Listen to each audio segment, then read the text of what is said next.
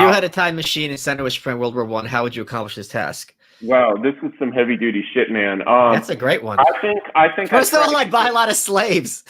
I think I'd try to keep the Dreikaiserbund alive. I think I'd basically point out to I'd go and presumably the thing would teach me Russian or German at least, and he spoke English actually. I'd go and have a talk with Nicholas II, and I'd be like, "Look, dude, like this thing, like I know that everybody in your country wants you to have an alliance with Britain and France, because basically, Russia at the time is acting as a kind of client state of France, and France is very much a client state of Britain. These are unequal relations. And so Russia, and then Russia is using Serbia as its cat's paw to basically kick the Central Powers until they bite. It's like, kick the dog until it bites and call it a mad dog and shoot it. That's sort of the pattern of the 20th century war, to a large extent, the 19th century war. And so Nicholas II is in this position where he gets basically flanked because he has two groups of people he has to deal with politically in his country. He's got the Anglophiles, the Francophiles, the Westernizers. These are extremely bad people, and basically consist of the whole intelligentsia, which is, as you may know, it's originally a Russian word. And these people want, by any means, to strengthen Western influence over Russia. The best means they can think of is also a means that happens to crush the current commercial and geopolitical enemy of England, which is Britain. So it's this like great dream of this sort of 2-for-1 to bring Russia into a war against the Central Powers. And of course, Russia was the reactionary power of the 19th century and did all these great things like coming in and invading, basically going into Austria-Hungary in the revolution of 1848 and just totally cleaning up these savage rebels, right? Which did not earn them a lot of popularity in the West, but basically gave the Habsburgs another 75 years.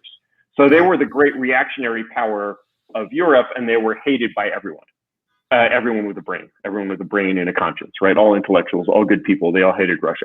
And so what England did was first they gave Russia a black eye by arming and supporting Japan in the Russo-Japanese War.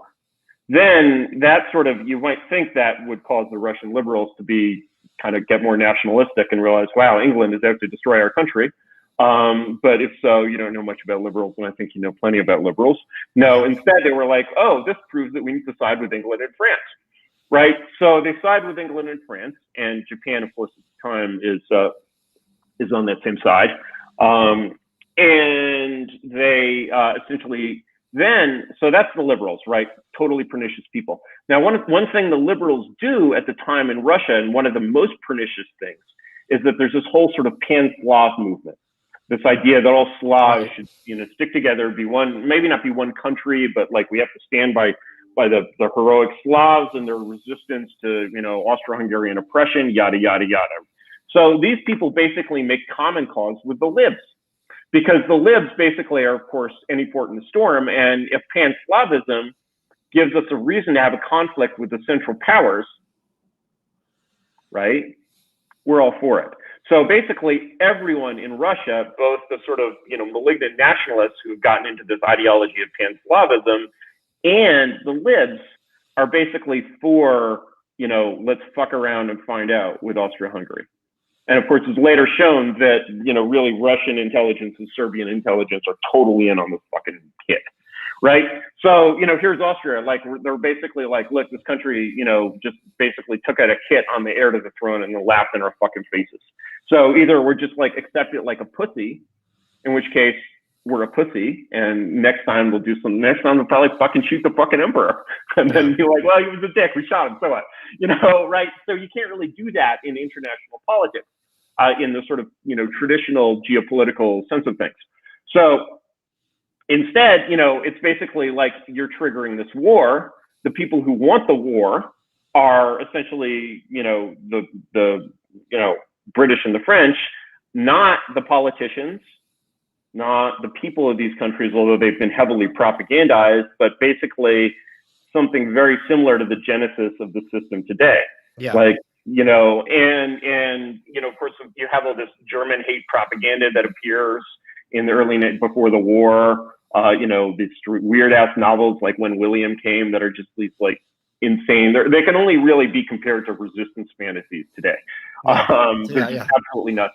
So, and then the people that are sort of working this behind the scenes, at least the diplomatic level, are the senior permanent staff in the Foreign Office.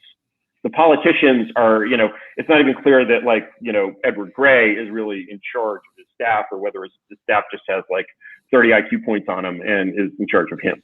But this is the way, and then, this sort of conflict is kind of stirred up through the French, et cetera, et cetera, et cetera. So poor Nicholas II is in this situation where his whole country wants this fucking war, right? Meanwhile, it wants him to go to war against his fucking cousin. Right. For no reason at all, right? They're like, and then secretly to sweeten the deal, they're like, we'll give you Constantinople. You want Constantinople, right?